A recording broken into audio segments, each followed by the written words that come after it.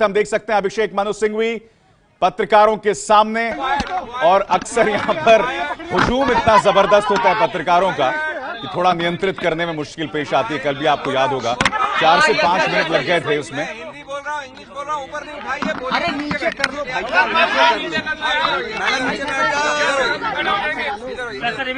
नीचे बैठ जाओ।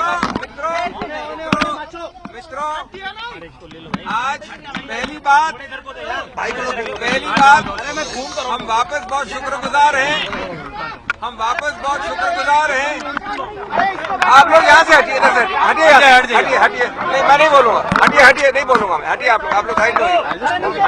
अरे माइक तो नीचे कर लो। पहली बात मित्रों, मैं बहुत शुक्रगुजार हूँ कि तीसरी बार उच्चतम न्यायालय ने अर्जेंसी का अवलोकन करके छुट्टी में, हमारी लंबी छुट्टियों के दौरान इतने अल्प समय में बैठे। दूसरी बात कि हमारा पूरा उद्देश्य था, एक ही उद्देश्य था कि बहुत पारदर्शी रूप से ये विश्वास मत हो, जब तक पारदर्शिता के सभी आयाम इसमें नहीं होंगे निहित, तब तक संदेह होगा, तब तक संवैधानिक स्वच्छता नहीं आएगी। यही हमारा मूल उद्देश्य था इस अर्जी में। तो मैं समझता हूं कि हमारी जो 4-5 विभिन्न दरखास्तें थी, वो सभी एक ही बात में समाविष्ट हो गई। वो एक बात थी जो हमारी दलीलें सुनकर स्वतः राज्यपाल के वकील श्री मेहता ने जब कह दिया कि हम लाइव फीड करेंगे या लाइव फीड देंगे पूरी प्रक्रिया के, विश्वास मत की प्रक्रिया का, तो उससे हमारा पूरा पारदर्शिता का आयाम स्थापित हो गया। इसलिए और किसी प्रेयर को, दरखास्त को प्रेस करने की आवश्यकता नहीं थी। फिर भी वीडियोग्राफी वाली जो बात थी वो लाइव फीड से पूर्ण हो जाती है।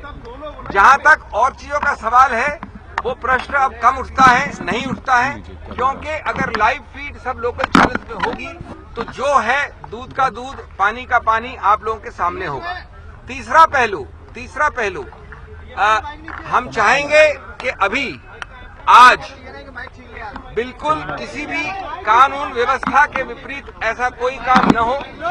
स्वच्छता, गंभीरता और स्थिरता के साथ ये विश्वास मत हो, और गणतंत्र के जो गौरवशाली आयाम है, जिसके अंतर्गत अंतिम विजय होती है गणतंत्र की, हमको अंतिम विजय गणतंत्र की करनी है।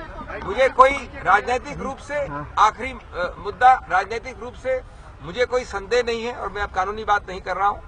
राजनीतिक रूप से मुझे कोई संदेह नहीं है कि एक तरफ तो कांग्रेस जेडीएस की विजय 100% पक्की है, लेकिन दूसरी बात, मैं समझता हूं कल से ही बीजेपी को अपनी हार का कन्विक्शन है, विश्वास है, और इसीलिए हर प्रकार से चीजें हो रही हैं। आज जैसा मैंने कहा, अंतिम निर्णय हमारे स्टैंड को स्थापित करेगा। सर, आपकी demand Friends, if you speak, I will not anyway answer. Why you speaking? I will not answer anything. Friends, let me make it clear. The first and basic object of our application was to establish transparent norms for a trust vote. The most important part is transparent norms so that there is no doubt, there is no question mark. तो कांग्रेस इससे अपनी जीत बता रही है। वो कह रहे हैं कि कांग्रेस जेडीएस की ही जीत होगी, बीजेपी को अपने हार का एहसास हो चला है।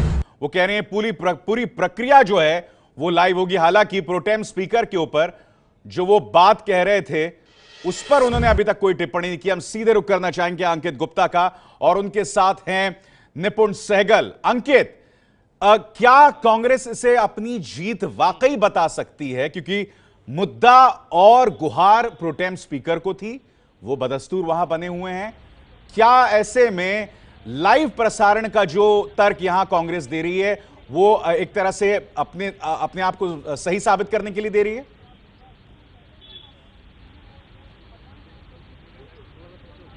अभिसार बस ये एक तरीके से जो है दिल को खुश करने के लिए जो है कहा जा रहा है, तो कहना गलत नहीं होगा, क्योंकि 5 मांगे थी। पहली मांग थी प्रोटेम स्पीकर को हटाया जाए, उसके बाद में जो है प्रोटेम स्पीकर सही तरीके से जो भी बनाया जाए वो सही तरीके से बनाया जाए और वो नियमों का पालन करते हुए मत विभाजन करे। इस तरीके से मांगे की गई थी, लेकिन उनमें से कोई तो मांग मानी नहीं गई, उल्टा वो मांग मानी गई है जो कि तुषार मेहता ने कहा था कि हम इसकी जो है लाइव रिकॉर्डिंग कर सकते हैं, लाइव प्रसारण कर सकते हैं।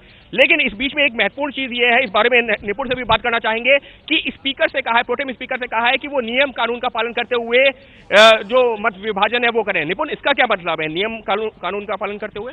देखिए, इसका कोई विशेष मतलब नहीं है। प्रोटेम स्पीकर को वैसे भी जो कायदे हैं उनका पालन करना है। कोर्ट ने दोहराया है, ये बात अहम है कि कोर्ट ने इस बात को कहा है कि सारी प्रक्रिया का पालन किया जाए, जो प्रक्रिया है।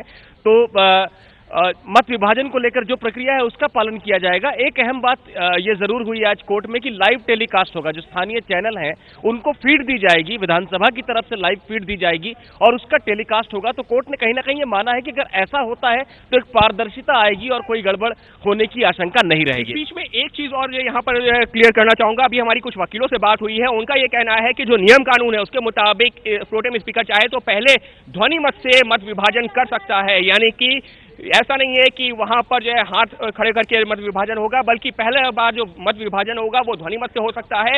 ये अभी हमारी जो वकीलों से बात हुई है उनके अनुसार मैं बता रहा हूं, और उसके बाद अगर आपत्ति दर्ज होती है तो उसके बाद में हाथ खड़ा करके या फिर जो और बाकी तरीके हैं उस तरह से। लेकिन इस वक्त हमारे साथ में कांग्रेस की जो लीगल पैनल है उससे जुड़े हुए वकील एहतेशाम मौजूद है। एहतेशाम, आप लोग तो मांग कर रहे थे, जो सी पॉइंट था उसमें ये कहा गया था, पेड़ का सी पॉइंट, उसमें ये कहा गया था कि सेग्रीगेट किया जाए, यानी कि एक तरफ बीजेपी के विधायक हो, दूसरी तरफ जेडीएस और कांग्रेस के। आपकी तो वो मांग भी नहीं मानी गई। जी, वो मांग हमारी मांगी नहीं गई, वो हमारी एक प्रेयर थी उसमें।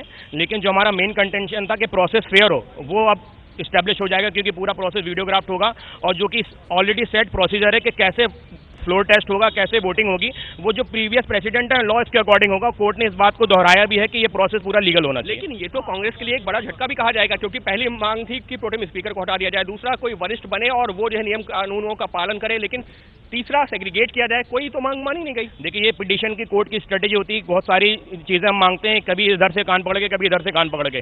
तो जो कोर्ट ने आज फैसला दिया है कि इसकी वीडियो रिकॉर्डिंग होगी और ये लाइव टेलीकास्ट होगा सारे लोकल चैनल्स पे, ये हमारी बहुत बड़ी जीत है। इसमें भारत की जो ईमानदार जनता है उसका भरोसा, विश्वास उस पर जगेगा। अभी सर जीत जरूर बता रहे हैं निपुण, कहीं से इनकी जीत लग रही है आपको? देखिए, कोई विशेष जीत तो नहीं है। प्रोटेम स्पीकर जिन्हें बनाया गया था फंस गए असल में अपने ही दाव में, क्योंकि इनको लग रहा था कि प्रोटेम स्पीकर की नियुक्ति शायद रद्द हो जाएगी। चलिए, लेकिन कोर्ट ने कांग्रेस अपने ही दाव में फंस गई है, जो मांग थी उसे नहीं माना है, और ऐसे में ये सवाल अब वही हुआ है कि बीजेपी बहुमत कैसे साबित करेगी। तो मैं एक बहुत ही त्वरित प्रतिक्रिया चाहूंगा अपने दोनों सियासी मेहमानों से, के शर्मा और मीम अफजल साहब। मीम अफजल साहब, आप जो भी कह लें, आज झटका मिला है कांग्रेस को। कल का दिन आपके लिए जीत का रहा था, मगर आज जो आपकी मुख्य मांग थी वो नहीं मानी गई है। मीम अफजल, देखिए, जो हमारे वकील अभी बात कर रहे थे, मैं उनसे बिल्कुल एग्री करता हूं।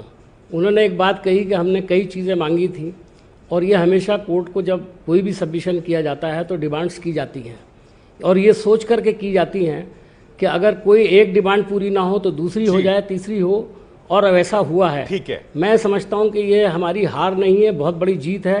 एक टेंटेड स्पीकर जिनका पुराना रिकॉर्ड पहले से ही खराब है, आज सुप्रीम कोर्ट ऐसा नहीं मान रहा है ना मीम अफजल साहब। आप चाहे जितने भी शब्दों का इस्तेमाल करें, मीम अफजल साहब, कम समझ रहे हैं, वो नहीं, ये हमारी हार नहीं, ये हमारी जीत है। ये है एबीपी न्यूज, आपको रखे आगे।